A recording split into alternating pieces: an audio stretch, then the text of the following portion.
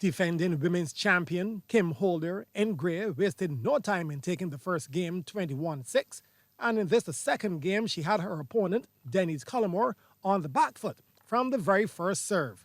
Cullimore returning into the net. Holder serving again, a nice rally building. Holder looking as if she's just having a knock-up, and Cullimore comes to the net to deliver a drop shot, but not short enough as Holder responds with a smash.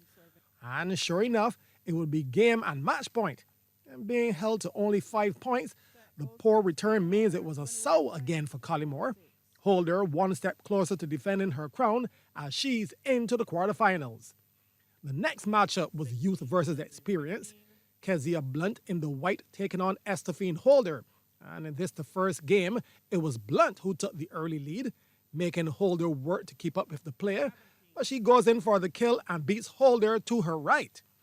Holder, though, never said die, and at game point for Blunt, Holder's player pressured Blunt to hit into the net to make it 20-all. Now, after that seesaw battle and even a break for rain, this is where the first game was settled. Blunt hits it out, and Holder claimed the first at 26-24. Blunt came back in the second to claim another deuce and winning 23-21. And so it's on to the third. Both ladies were pressing hard, although the youth and energy of Blunt seemed to be getting the better of Holder. Not to mention Blunt's backhand shots were effective, as we see right here. So here we go again, shot for shot, and then Holder again returns a bit too much power, and it's over the line. Kezia Blunt wins the final game 21-12 for a place in the quarterfinals. Looking to join her daughter in the quarters was Madeline Blunt, but she had to get past Shireen Ward. But Ward made sure she would have to work for it. And while this match also provided some long rallies, the errors of Blunt saw her fall behind. Ward brought her A game, as she meant business. Some nice quick-fire returns at the net, and the point is hers. Ward at one point almost squandered that lead, as up to 19-13, she made a few errors, allowing Blunt to pull her way back to 17.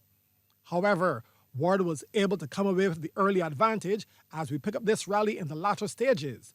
Ward goes in for the kill, and Blunt, though getting a racket to it, returns just outside the line.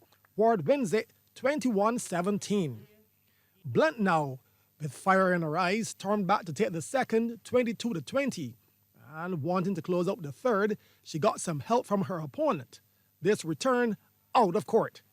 And Blunt, a finalist in 2023, is now also en route to getting a place in that big final. Her ticket is booked for the quarters, winning that final game 21-5. Mark Seale, CBC Sports.